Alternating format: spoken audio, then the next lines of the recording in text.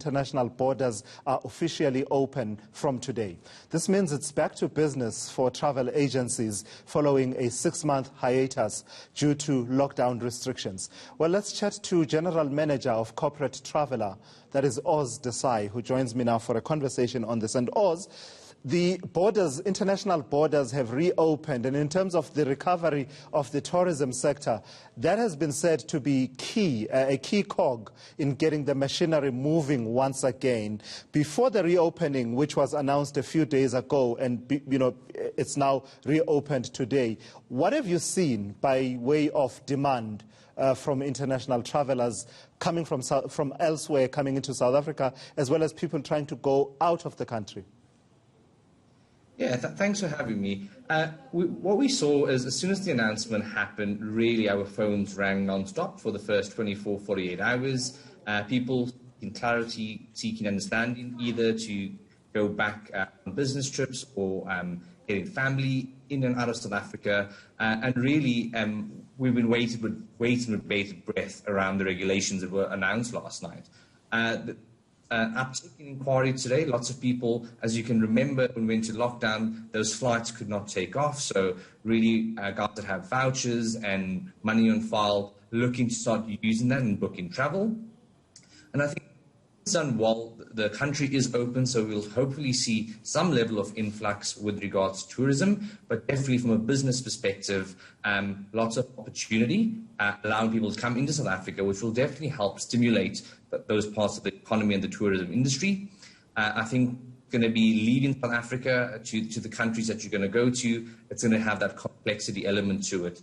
All the different countries have different regulations with regards to testing, with regards to quarantine in those areas. And that's where our job really comes into play, helping travelers, people wanting to meet with loved ones or on a business trip, manage that complexity and support them through that as they start getting onto airplanes again. Yeah, but before we get to that complexity that has to do with the requirements for travel, just talk to me about the industry itself, Oz. A lot has happened since the last time you guys shut your doors and basically, like all of us, had to go into lockdown as a country.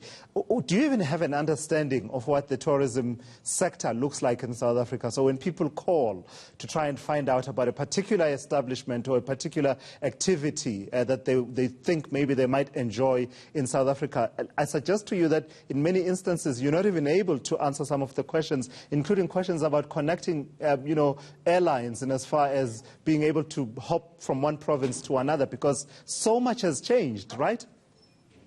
Yeah, absolutely. I think we've been quite lucky. The stage approach to opening interprovincial borders has definitely helped.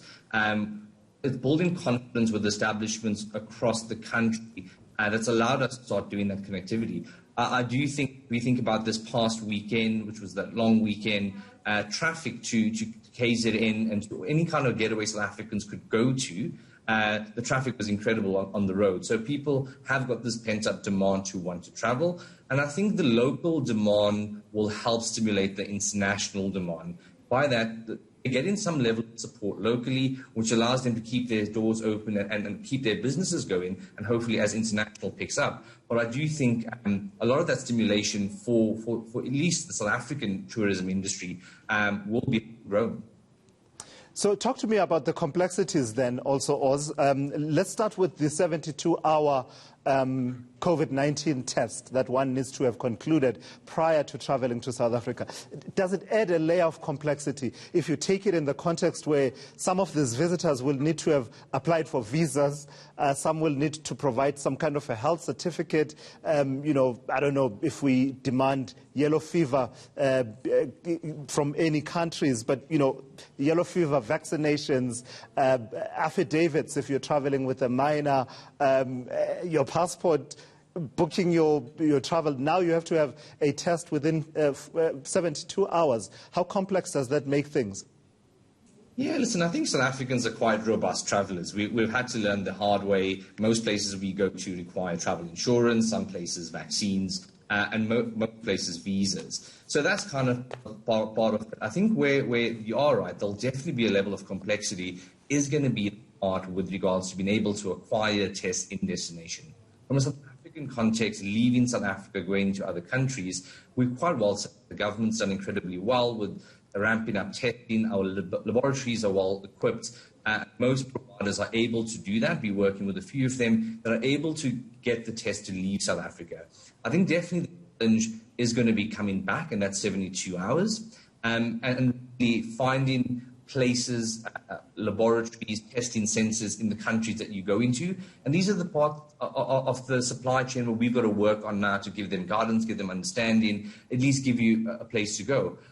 Yes, I definitely think there's things like transit times if you come in from further away, and how that impacts 72 hours. And just the country that you actually go to, particularly in Africa, if you have the ability to test you 72 hours before, and for you to get the results before you actually get to that aircraft.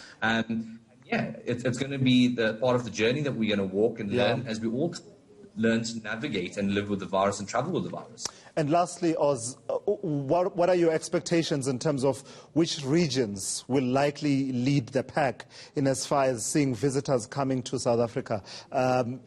Considering that there's also the complexity that not everyone who wants to come to South Africa will be able to do so. A number of countries will be considered high risk. And the example cited by the Minister of Transport a few days ago, if not yesterday, the United States being considered as a whole, that, it's a high-risk country as it is, but Europe has complexities and a differentiated approach being taken. What's your sense? And also the African continent, of course, being considered to be low risk. Where do you think the first wave will come from? Yeah, I definitely think the first wave will be regionally. So the SADC countries, definitely China and parts of Asia. There's always been a high volume of traffic as a trade partner and from a leisure perspective.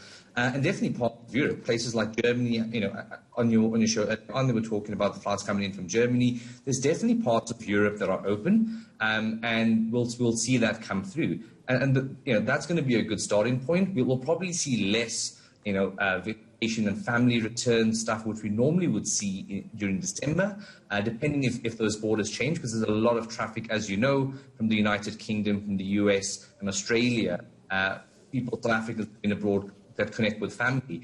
And that might change. It is a moving target with regards to risk. So maybe in a few months' time, those countries might be open, which will, again, allow many people to connect with their loved ones over the Christmas holidays. All right, Oz Desai, thank you so much for your insights. He's General Manager of Corporate Traveller, talking to us about the reopening of international travel in the country as of today.